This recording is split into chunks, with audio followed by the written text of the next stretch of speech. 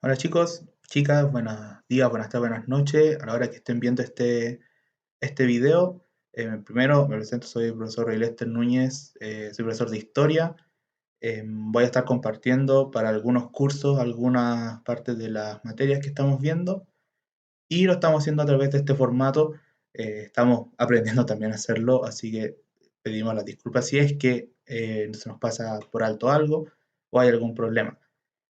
Primero, decirles que esto es un trabajo de varios profesores, es algo que hemos estado trabajando para poder llevarles a ustedes todo lo que significa poder eh, transmitir las clases de un formato un poco distinto, que no sea solamente guías, que no sea solamente trabajo, que no sean solamente archivos que ustedes tengan que leer siempre y ir siempre retroalimentando, sino que también explicar las cosas porque eso es lo que nosotros sabemos hacer. Sabemos explicar también un poco la materia para que sea un poco más digerible. Y en este formato de videos que también ayuda para que ustedes puedan entender mejor ciertas cosas. Obviamente las dudas van a quedar sin saldar porque ustedes pueden escribirnos a los correos, a las mismas plataformas que hemos estado disponiendo para ustedes y así poder saldar cualquier tipo de pregunta, cualquier duda, cualquier cosa que ustedes quieran decir. Esa es la idea de hacer estos videos. Somos varios profesores que estamos investigando este mundo para también llevarles a ustedes. Darle también las ideas a los apoderados también para que sepan de que este es un canal oficial, que aquí vamos a transmitir clases. No sé si las haremos en vivo, pero sí en este formato de videos. Cada profesor tendrá su manera de entender y de hacer las cosas en este sentido, y eso va a depender obviamente de cada quien, pero sí a través de este formato será oficial y serán las clases que estaríamos impartiendo. Obviamente después vamos a hacer cosas distintas, van a seguir haciéndose las clases por la plataforma Google Classroom, pero también en YouTube vamos a transmitir las clases para que puedan entender ciertos conceptos y hay cosas que no se pueden leer, sino que también deben ser explicadas. En mi caso, en este momento, vamos a ver para segundo medio. Yo le hago clases a segundo medio B, pero va a quedar abierto también para quien lo quiera ver, ¿cierto? Eh, sobre Chile en el siglo XIX, sobre el tema de su extensión territorial. El formato de los videos, al menos los que yo voy a hacer en este momento, será con una introducción. No me verán a mí, solo escucharán mi voz. Será la transmisión de la grabación, perdón, de las presentaciones y explicadas también en ese sentido. Además está decirles que cualquier duda que tengan apoderados o que tengan alumnos, hacerlo por los correos, hacerlo por la plataforma Classroom, que estará abierta, y estaremos atentos para cualquier consulta, cualquier duda. Así que vamos ahora con el video sobre la explicación de la clase para segundo medio B, pero segundo medio en general, para el nivel, sobre Chile en el siglo XIX, su extensión territorial. Bueno chicos, vamos a empezar esta versión de estas clases para segundo medio, que es sobre Chile en la segunda mitad del siglo XIX. Además está decir que, por el hashtag que sale aquí arriba, quédense en la casa, no salgan, no se expongan, no expongan a su familia, a su más cercano, porque esta pandemia, este tema del COVID-19 es algo complicado. Hay que tener claro de que no somos nosotros solo los que nos exponemos, sino que también exponemos a los demás. Así que, además está decir, no salgan de sus casas si no es estrictamente necesario, no se expongan, recuerden que estas no son vacaciones y vamos a hacer esta clase sobre Chile, la segunda mitad del siglo XIX. Habíamos quedado anteriormente sobre cómo es el imperialismo, ¿cierto? Ya hablamos de la Revolución Francesa, hablamos de la Revolución Industrial también, hablamos sobre imperialismo, los cuales son vital importantes para poder comprender el siglo XIX, ¿cierto? Habíamos hablado también del concepto del siglo XIX largo, de los siglos largos, como lo dice Eric Hobsbawm, que hemos estado leyendo, que él lo considera un siglo largo, porque es un cambio rotundo no solamente para Europa, sino que también para el mundo. Bueno, de acuerdo a todos estos cambios, vimos Revolución Francesa con sus ideas liberales, vimos la revolución industrial con toda la maquinaria, todo lo que tenga relación con la tecnología y también la forma de aprovechar ciertos recursos naturales y también el imperialismo de cómo se lleva esa cultura europea y todos esos adelantos tecnológicos a distintas partes del mundo. Habíamos visto más estricto el caso de África, también un poco vimos de Asia, de América no vimos tanto, de que Estados Unidos también es una potencia imperialista, pero de su grado económico, más que un lado netamente político, cultural y social, pero existe también aquí en América Latina. Ahora, en este contexto de cambios revolucionarios, de ideas completamente diferentes a lo que se venía viendo desde mucho antes, Chile no queda ajeno a esto. O sea, Chile está inserto en un contexto internacional, Chile es parte de estas revoluciones que se dan en el mundo, pero no de la manera en que uno puede creer que es como si Chile, gracias a Chile, triunfó la revolución industrial. No, no es tan así. Pero sí hay muchas ideas de la revolución industrial y del imperialismo que se encuentran en Chile y que tienen también su idea y sus ideas principales y también su aporte a la cultura que nosotros tenemos actualmente como país. No solamente el lado imperialista o el lado europeo se puede ver en Chile en la segunda mitad del siglo XIX, ¿cierto? Desde 1850 en adelante, sino que también se puede ver a una idea diferente de Chile, o sea, un Chile que empieza a considerarse como país mismo, o sea, ya está configurado como Estado, empieza un aprendizaje político, un aprendizaje social, empieza a fomentar la economía de distintas formas y empieza a consolidarse una cultura y una identidad nacional, pero eso no se reflejaba en su totalidad, ¿cierto? En todo el resto del país. Por lo que acá en Chile, durante la segunda mitad del siglo XIX, vamos a poder ver y observar cómo se expande el territorio. O sea, la idea de territorialidad de Chile es tan importante en este sentido, en este momento de la historia, que va a anexarse al territorio distintos otros sectores, distintos otros paisajes culturales, económicos y sociales, para que sean parte de este proyecto llamado Chile, de este proyecto de Estado Nacional, que es muy de la idea del siglo XIX. O sea, acá en Chile las ideas principales del liberalismo económico y político, las ideas de la revolución industrial y ciertas ideas y nociones del imperialismo se van a ver dentro de Chile y en esta creación de un Estado Nacional un poco más amplio. ¿Se van a perder territorios? Sí, eso es lo que vamos a ver también, pero también se ganan territorios a cuesta de luchas armadas, de distintos tratos, de distintas ideas, de distinto fomento al diálogo en algunos casos, lo vamos a ver. Ustedes saben que aquí uno trata de ser lo más parcial posible y es por eso que la idea es el tema del debate. Si ustedes pueden llegar a pensar y a debatir sobre algunas cosas que se están diciendo aquí o están expuestas, por supuesto es la idea de esto, saben cuál es cómo se trabaja, que es abrir el debate, abrir las perspectivas y empezar a comprender de mejor manera cómo es Chile y cómo se estructura esta segunda mitad del siglo XIX. Por lo que tenemos como objetivo describir los procesos de exploración y reconocimiento del territorio que impulsó el Estado de Chile para caracterizar la población, desarrollar sus recursos naturales, organizar la administración y delimitar sus fronteras. Vamos a describir los procesos, los principales procesos. No nos vamos a extender tanto porque igual es mucha información y hay que llegar a entenderlo bien todo esto porque después tendrá una repercusión en la guerra civil de 1891 entre los balmacedistas y congresistas, que es parte también de este de Chile, y ahí también hay ciertas ideas, ciertas teorías que se pueden corroborar o se pueden desmentir. Eso lo vamos a ver un poquito más adelante.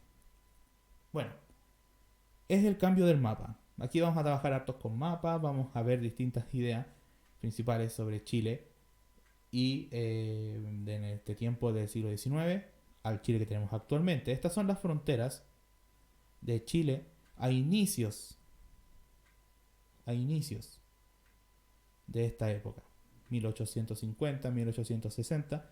Estas son las fronteras que tiene Chile.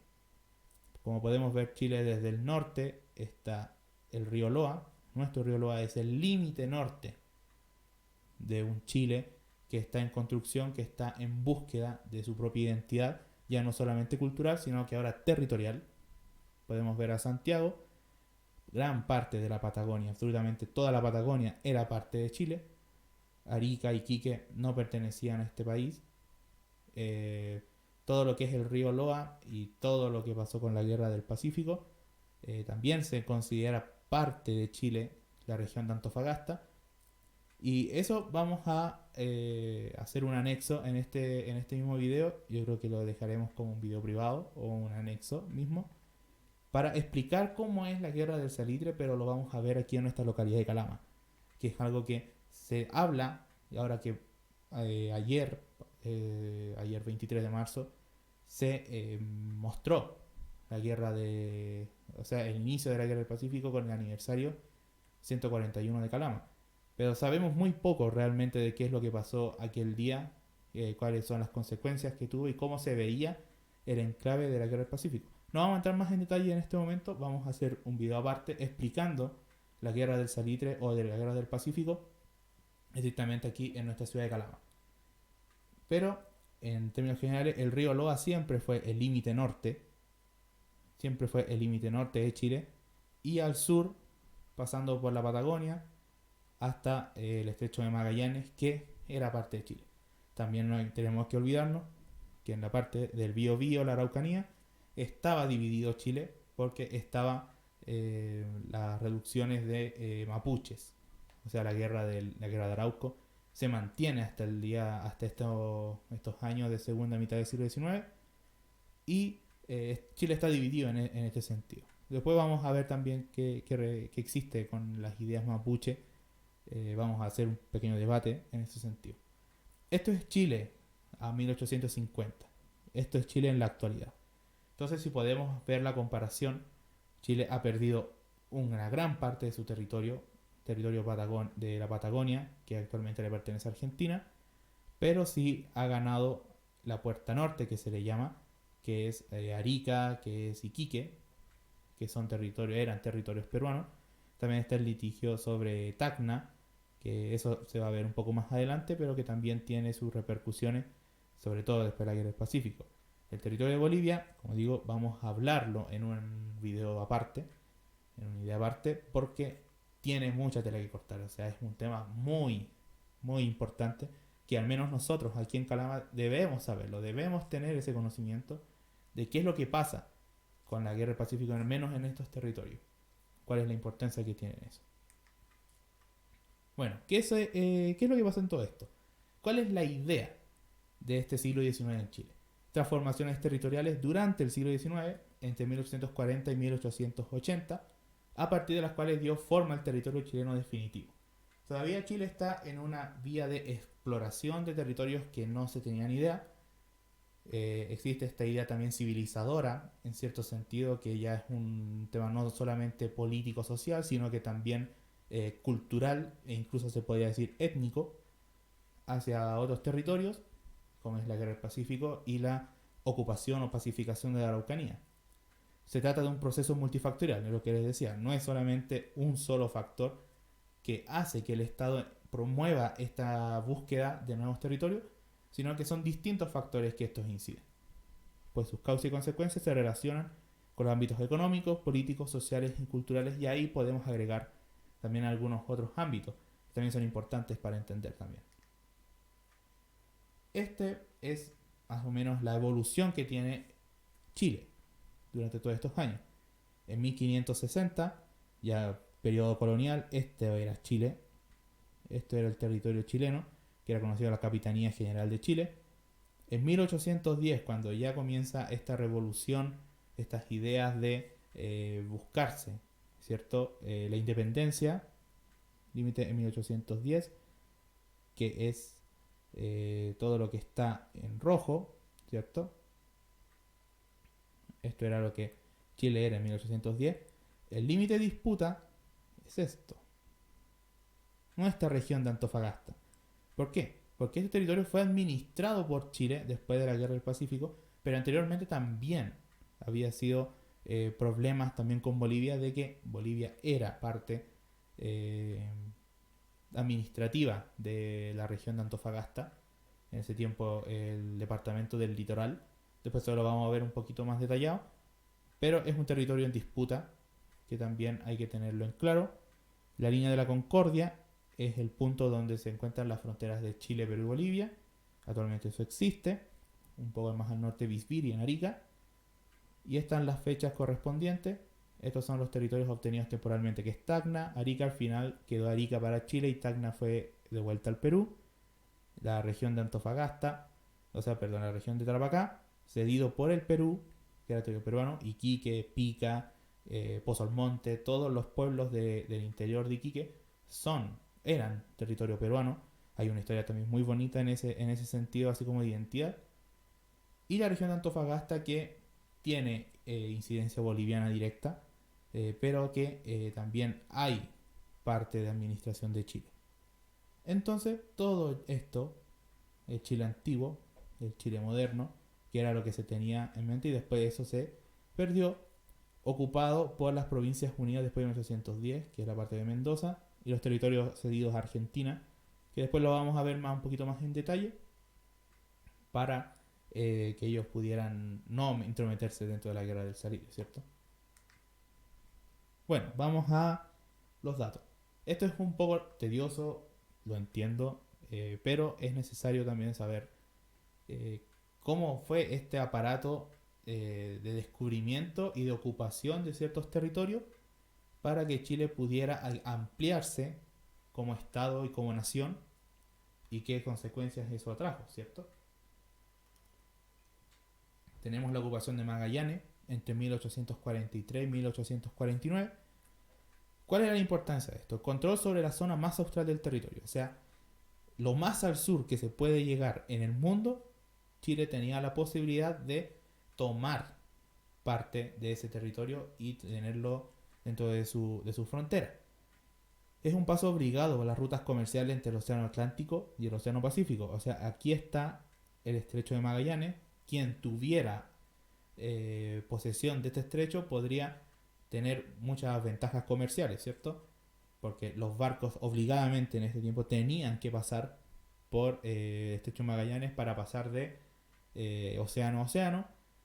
Y Chile, como en este momento todavía no está esa disputa con Argentina de la Patagonia, Chile se ve con la obligación de tomar territorio, tomar posesión de este territorio para que pudiera tener acceso a estas rutas comerciales, poder ser un tipo de aduana para que no haya problema entre ellos. Y para poder hacer efectiva esta ocupación del territorio del Estrecho de Magallanes, se funda el Fuerte Bulnes en 1843, actualmente una zona turística vital para la región de Magallanes, y la ciudad de Punta Arenas en 1849, que es lo que le da el paso para la apropiación completa y directa del Estrecho de Magallanes por parte del Estado chileno. Aquí tenemos un par de imágenes. Aquí incluso está en inglés, que es un dibujo, una foto muy antigua de la ciudad de Punta Arenas, el Fuerte Bulnes. Actualmente esto es para defender también el estrecho de Magallanes para distintos barcos corsarios o alguna otra potencia que quisiera tomar posesión de estos territorios estratégicos. El Fuerte Bulnes es un asentamiento militar, y la ciudad de Punta Arenas, que actualmente es una de las ciudades más importantes dentro de Chile en temas políticos, económicos y por supuesto culturales, ¿cierto? Bueno, también existe esta idea de la colonización alemana, que es un proceso que Chile necesitaba tener. O sea, Chile actualmente tiene 17, 18 millones de habitantes. En este tiempo tenía algo más de 500.000, o un poco más. Bueno, no 500.000, son muy pocos, ¿cierto? Un poco más de gente como población. Y habían territorios que no eran ocupados y que era necesario tenerlos, pero no es solamente por un tema demográfico, sino que también existe un sentido económico y político para ocupar ciertos territorios.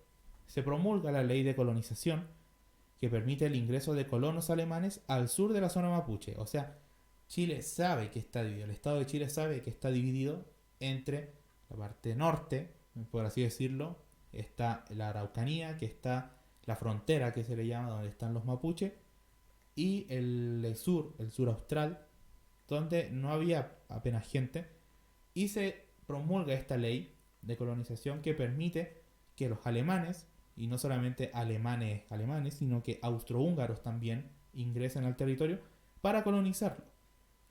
Se da espacio al ingreso alemán por ser la representación del esplendor cultural europeo. O sea, no se le dio el paso a cualquiera. O sea, podía haber venido un inglés, podía haber venido un francés, pero el Estado Nacional de Chile en estos tiempos ve a Alemania como la máxima potencia europea, no solamente económica, sino que política y además moral y cultural, por lo que era necesario de que esta cultura alemana tan avanzada, ¿cierto? Para el Chile de ese entonces, pudiera colonizar el mismo territorio y así producir este intercambio, este sincretismo cultural entre lo bárbaro chileno con el esplendor cultural europeo alemán para crear una especie de sincretismo cultural diferente, una forma artística y de identidad rica en sentido de pertenencia, ¿cierto?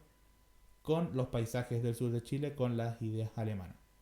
Aquí van a nacer distintas ciudades, van a nacer muchos pueblos importantes que hasta el día de hoy tienen esas ideas alemanas, ¿cierto? Por ejemplo, Valdivia, un poco de Puerto Montt, la zona de Coyhaique, que tienen esta Osorno, que tienen estas ideas alemanas muy dentro, muy arraigadas, porque se permitió que esta gente, alemanas colones, pudieran asentarse en estos lugares y que ayudaran también no solamente a lo cultural, sino que a lo económico. ¿Por qué? Porque estas tierras son vitales y son muy importantes en temas ganaderos.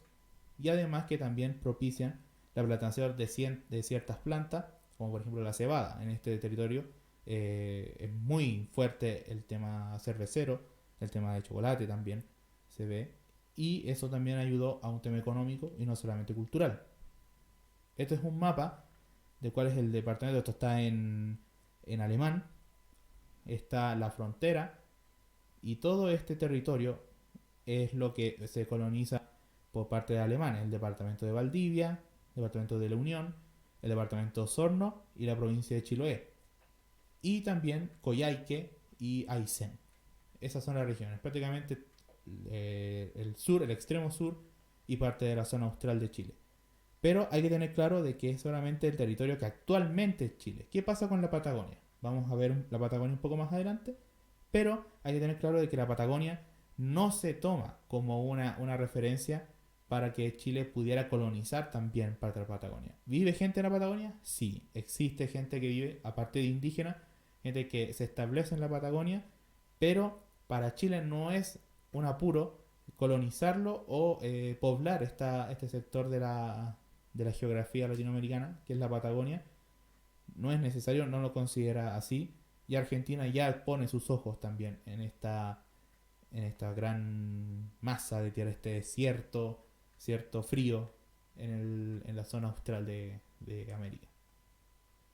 Bueno, la Guerra del Salitre, también conocida como la Guerra del Pacífico, es un proceso bélico que significa la anexión de la región norte, de la Norte Grande, originalmente pertenecidos a Perú y Bolivia. Chile, después de muchos temas de limítrofes con Bolivia, se establece que el límite norte de Chile va a quedar en el paralelo 24, muy cercano a Antofagasta, y no se les va a cobrar impuestos, ¿cierto?, a la gente que vive, o sea, a las empresas chilenas que tienen su faena dentro de la región que es administrada por Bolivia. Mucha de la población antofagastina es en su mayoría chilena, viven muy pocos bolivianos, pero existe esta idea de aumentar los impuestos. Además también que Chile tiene esta idea civilizatoria de ver al boliviano y al peruano muy atrasados a cómo es el chileno, viéndolo en temas culturales, y decide armar un conflicto bélico para fortalecer la identidad y además de apropiarse de terrenos que tienen una riqueza económica muy grande, que es las reservas de salitre. Recordemos que Chile en ese momento pasa por una crisis económica y que necesita también pagar la deuda externa propiciada por Inglaterra. Así que Chile decide ir a la guerra, primero ocupar Antofagasta, que era prácticamente chilena, ocuparla y tener dominio de estas reservas de guano y de salitre. Bueno, Bolivia y Perú tienen un pacto secreto, entonces Bolivia considera de que es una declaración de guerra, se declara la guerra formalmente y por este pacto secreto también se mete Perú al conflicto bélico como aliado de Bolivia contra Chile. Y ahí sí inicia la guerra de salitre. Es un resumen muy básico, muy rápido. Hay mucha información sobre esto, mucha literatura, mucha escritura, muchos temas culturales y documentales están basadas en la guerra del Pacífico. Se trata de una zona rica en recursos naturales, especialmente el salitre. Este mineral se transformará en la base de la economía chilena. Recordemos que la gran empresa del cobre, que es el sueldo de Chile en la actualidad, empieza a ser relevante recién a inicios del siglo XX, 1920, 1930 recién. Chuquicamata se funda en 1915 recién, empieza su faena. ¿Existen minerías de cobre? Sí, pero muy menores. El salitre en todo este periodo va a ser vital, y sobre todo para la Primera Guerra Mundial, que después lo vamos a ver durante el transcurso de este año. ¿A qué va la guerra del salitre, la guerra del Pacífico? Hay muchas partes de entenderla. Se puede ver de un lado cultural, que es lo que les decía de que Chile considera muy atrasado a estos pueblos, por lo que hay que civilizarlos, ¿cierto? Ese es el concepto que se acuña en ese tiempo. Un tema económico, que es para salvaguardar esta deuda externa y la crisis económica que Chile estaba metida en ese momento, por lo que es necesario invadir para tener una nueva fuente de ingresos. Un tema político social, que es expandir este territorio que todavía está en disputa, todavía se está armando, todavía está en formación, por lo que hay que ayudar a expandir las fronteras de Chile para ser un país un poco más grande. Y también lo cultural, que es fomentar la identidad nacional, que ya empezaba a crearse, ya estaba formada una identidad, pero había que darle como el sello propio. Y la guerra del Salitre, la guerra del Pacífico, ayudó a esto, porque veían en Perú y en Bolivia al otro, ¿cierto? Ya hemos hablado del tema de la identidad y la otredad, que hemos conversado, también lo hemos debatido, y también eso es un aliciente para que se vaya a la guerra con Perú y Bolivia, y que en términos generales Chile gane la guerra del Pacífico, porque gana territorio, gana estas reservas, las administra de distintas formas, pero tiene los recursos y eso es como lo importante. También es importante saber que el primer conflicto bélico donde hay una batalla misma de la guerra del Salitre es en la toma de Calama. Este es el plano de la toma de Calama el 23 de marzo de 1879, donde se expone parte de la artillería, de la infantería chilena, que viene desde Caracoles, Mineral de Caracoles, cercano a Antofagasta, en el vado de Topater, donde está el monolito actualmente. Se arma esta batalla en la que Chile sale vencedor y entra triunfante a la ciudad de Calama, que es el primer conflicto, o sea, la primera afrenta directa entre un ejército boliviano y un ejército chileno en la guerra de Salitre. Y de aquí al norte se avanza para después conquistar todo lo que es el territorio de Perú. Acá obviamente el combate naval de Iquique, que es como la idea de la guerra del Pacífico acá en Chile, es como muy sabido sobre Arturo Prat como héroe y todo esto. Eso obviamente está en discusión, se puede discutir este tema. Eso es lo bonito de la historia, ¿cierto? Que podemos revisar ciertas cosas y podemos hablar diferentes visiones y interpretarla de distintas formas. Y esta imagen es la moneda, por así decirlo, entre comillas, la casa de gobierno del Perú, donde Chile logra llegar a la capital peruana después de conquistar prácticamente todo el sur del Perú y flamear su bandera, flamear la bandera chilena en la casa de gobierno de Perú. Es como que si Perú pusiera la bandera de Perú en la moneda. O sea, ese impacto cultural es tan grande que hasta el día de hoy al peruano común le duele.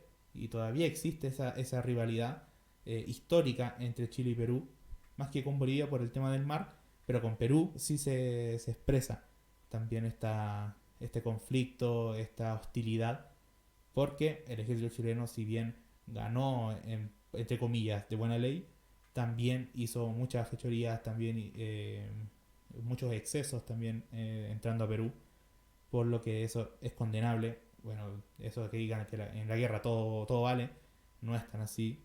Eh, y eso ha perjudicado las relaciones culturales, así como muy políticas, muy politizadas, entre Chile y Perú hasta el día de hoy. Si bien se han amainado de a poco, pero todavía existe. Y eso se ve en cómo se enseña la guerra del Pacífico, tanto en Perú, en Chile y en Bolivia. Se enseña de distintas formas. Obviamente para ellos es un poco más doloroso porque en estricto sentido Chile ganó la guerra, y ellos como países perdedores de este conflicto, enseñarla es como bien complicado, porque eso también acrecenta el odio, acrecenta el rencor. Y acá en Chile es este tema de que les ganamos, somos mejores que ellos y chao no. Existe esa idea. Es un tema complicado, es fascinante, es muy bonita la historia de la Guerra del Pacífico, bonita en el sentido de que es entretenida estudiarla y entenderla, pero hay muchas cosas que hasta el día de hoy todavía eh, tienen repercusión, tanto en Chile, Bolivia y Perú. Paralelo a esto, de la guerra del salitre, también está la cesión de la Patagonia, que tiene que hacer Chile, que es como una manera de evitar la intervención argentina, porque estuvo a punto de que esta guerra del salitre, la guerra del Pacífico, fuera una guerra totalmente devastadora para Chile, y quizás que es lo que hubiese pasado, ¿cierto? Porque estaba la posibilidad de que Argentina se aliara con Bolivia y Perú para derrotar a Chile en la guerra del Salitre. Para evitar esto, Chile evita que Argentina intervenga en esta guerra, por lo que cede toda la Patagonia, sin saber por qué Chile, como dice acá, carecía de interés económico para nuestro país, y accede a la petición de darle este territorio ¿cómo decirlo? A cambio de que Argentina no intervenga en la guerra, no entre a la guerra, no le declare la guerra a Chile, y Chile le da el territorio de la Patagonia. La zona nunca había sido poblada por chilenos, habían algunos, pero así como oficialmente no había un poblado, no había una ciudad chilena en la Patagonia, lo que gatilló a la decisión del suceso. O sea, a Chile no le importó la Patagonia. La regaló a Argentina para que no se metiera al conflicto bélico entre Perú, Bolivia y Chile. Cede la Patagonia sin saber de que ahí había petróleo, de que había gas natural, de que habían varios recursos naturales muy ricos, que ayudó para que Argentina se desarrollara de gran manera en el gran país que actualmente tiene. Y Chile lo cedió, perdió todo ese territorio y se quedaron con las fronteras actuales, que es del océano a cordillera. Está el Tratado de Límites de 1881. Esto era Chile, este era las fronteras nacionales, esto era lo que era Chile. Y después de este tratado se cambia, como pueden ver aquí, la frontera. Ya Argentina ya es parte de esta Patagonia, Chile la pierde absolutamente en su totalidad. Y también se hace la división de la Isla del Fuego. Este es el Tratado de Límite de 1881, es importante saberlo, de que por qué Chile es tan largo y angosto, sabiendo de que antes teníamos la Patagonia, teníamos todos estos recursos naturales importantes, vitales, ahora en la actualidad, pero Chile la cedió para no perder la guerra del Pacífico, sabiendo que Argentina podía ingresar a ella, apoyando a Perú y a Bolivia. Bueno, la Araucanía. Acá existe este debate entre historiadores y entre la gente, y más ahora en este contexto de convulsiones sociales, excepto por el tema de las protestas y el estallido, de definir ciertas cosas y que ayuden también a entender algunos procesos y algunos fenómenos. Existe entre 1860 y 1880, hay un quiebre también en ese periodo, no es completo, que se da como por finalizada la guerra de Arauco entre el Estado chileno y la población mapuche o el Estado mapuche, de que esto fue una pacificación. Siempre se va a encontrar en todos lados como la pacificación de la Araucanía o también como la ocupación de la Araucanía. Existe esta contrariedad de conceptos que al final llevan a lo mismo, de que este Estado mapuche ingresa y es parte del Estado chileno, pero también está la parte que es una ocupación violenta, de guerra, y no solamente como algo pacífico, ¿cierto? Existe esta noción de conflicto bélico y también de acuerdos. Existen estas dos visiones. Vamos a verlas cada uno.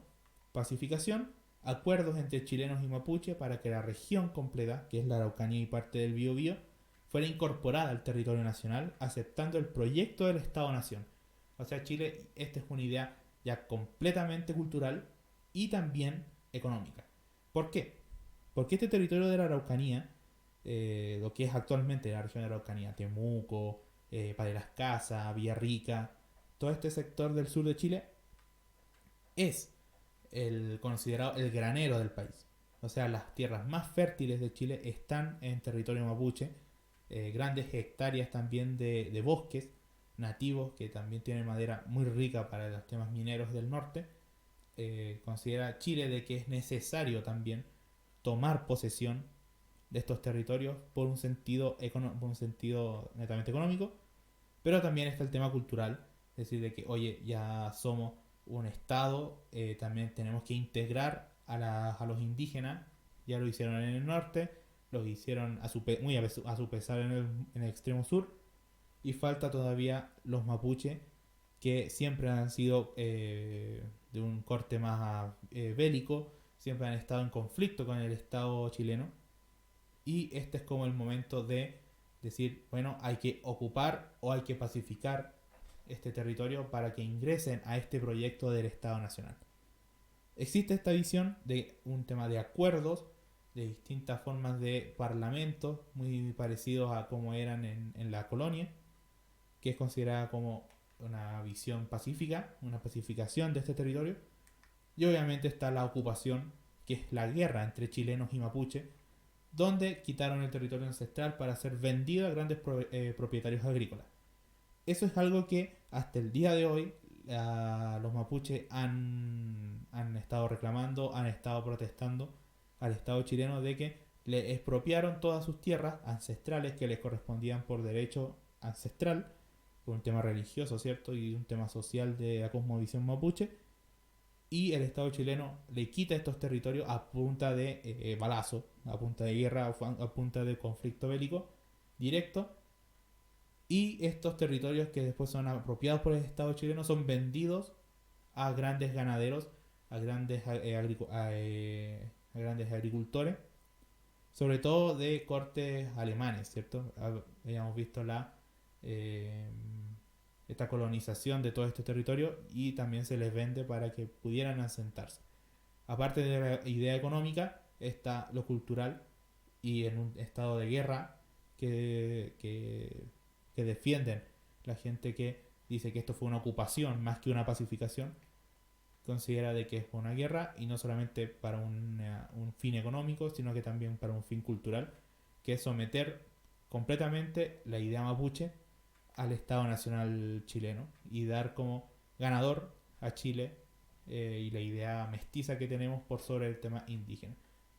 También está esta idea civilizadora, que es lo mismo que considera Chile con Perú y Bolivia, de que son muy atrasados, que son bárbaros y que el Estado chileno es una especie así como de Roma que lleva la civilización, por lo que hay que civilizar al norte y es como la argumentación cultural étnica de la guerra del Pacífico, pero también de esta pacificación u ocupación de la Araucanía se hace también con esa idea de que el Estado chileno va a civilizar a los bárbaros indígenas mapuche que se encontraban en la zona de la Araucanía. Son visiones, son debates. En la actualidad el tema mapuche está sí o sí en boga. Todavía este conflicto no ha finalizado. Para el Estado de Chile y para la historiografía nacional se considera que la guerra de Arauco finaliza con la ocupación o pacificación de la Araucanía en 1880, pero para el Estado, la nación mapuche, todavía ese conflicto bélico persiste. Acá un breve desarrollo de esta ocupación o pacificación. Cornelio Saavedra inicia el proceso fundando ciudades como Angol, Munchen, Negrete, Lebu, desplazando la frontera del río Biobío al río Mayeco, un poco más al sur. Como pueden ver, los años van variando. Eso fue en 1862. Entre 1867 y 1869 existe una lucha armada entre las tropas chilenas y tropas mapuches comandadas por Quillapán. Y en 1881, una vez terminada la guerra de Salitre, el grueso del ejército chileno se devuelve al país después de triunfar en Lima, triunfar en Perú, vuelven al país y se van al sur a terminar esta ocupación o esta pacificación de la Araucanía. Reinicia la campaña y finaliza con la ocupación y la refundación simbólica de Villarrica, que había sido arrasada por los mismos mapuches en tiempos coloniales. Ese es un desarrollo muy breve sobre la ocupación o pacificación de la Araucanía. También hay mucho texto, hay mucho video, hay muchas ideas, muchos documentales también sobre este periodo que también son interesantes de ver. Después yo les voy a dar también así como algunas ideas para que ustedes los puedan estudiar y puedan verlo, este tipo de documentales. Y la anexión de Rapa Nui, claro, ya está por ley que no se llama Isla de Pascua, sino que es Rapa Nui en 1888. Acá hay muchas cosas, hay mucha historia oculta, hay mucha como leyenda, ¿cierto? Sobre la anexión de Rapa Nui y ¿cómo decirlo? Los documentos que se firmaron en aquel momento para que pudiera ser parte del Estado-Nación. El Estado chileno busca anexar la isla de Pascua, en ese tiempo todavía isla de Pascua, para tener acceso a a Oceanía, al continente oceánico, ¿cierto? Se manda al almirante Policarpo Toro a cargo de la expedición. Se manda en barquito a este caballero, a este almirante, una persona importante de la Armada, para anexar en lo posible sin tener que llegar a un conflicto bélico, a anexar la isla de Rapa Nui. Se firma un documento, de aquí viene una de las leyendas, se dice que son dos documentos. Hay uno que está escrito en español donde Chile somete a la isla de Pascua como parte del territorio nacional, y hay uno escrito en idioma Rapa Nui que firmó el rey de Isla de Pascua, que firma, y que este documento de Rapa Nui dice que sí, que ellos se van a someter a la soberanía chilena, pero solamente como soberano, como que Chile va a administrar este territorio, pero que los mismos Rapa Nui van a ser parte de su territorio. O sea, ellos van a mandar en su isla y Chile solamente va a administrarlo. Bueno, eso es lo que decían Rapa Nui, de una forma así como de engaño, y que al final el que firma Chile es de que es un sometimiento total, incluido el tema de las tierras, al Estado chileno.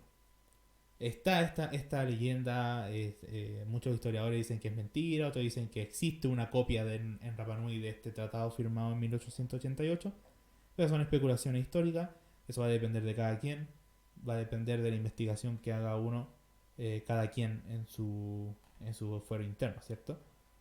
Donde la isla pasa a soberanía chilena, pero sin hacer alusión a la propiedad de la tierra. Esa es como la idea que tiene el documento.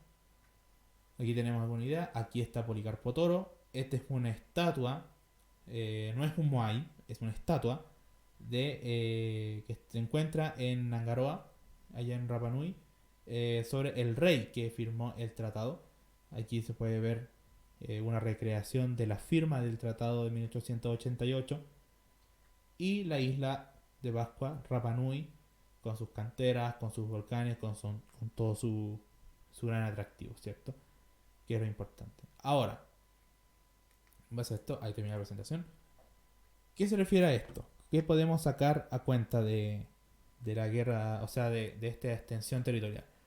La importancia para Chile de que se pudiera extender territorialmente es con fines económicos, para poder tener acceso a nuevos recursos naturales. También se puede ver una idea política para fortalecer el Estado-Nación que ya lleva varios años viéndose en distintos conflictos, en guerras civiles, en revoluciones dentro del mismo territorio, por lo que es una forma de acrecentar ese poder en forma territorial. Una idea cultural que es un tema de sincretismo entre distintas partes, y eso se puede ver hasta el día de hoy. O sea, nosotros la gente que está en el norte, somos completamente diferentes a la cultura que tiene el sur, y ellos son completamente diferentes a cómo lo ve el centro. Pero seguimos teniendo esta idea de que somos chilenos, aunque seamos completamente diferentes en temas culturales. Eso es algo que el Estado-Nación sí quiere fortalecer y quiere uniformar esta visión de la cultura chilena a través de la anexión de distintos otros territorios.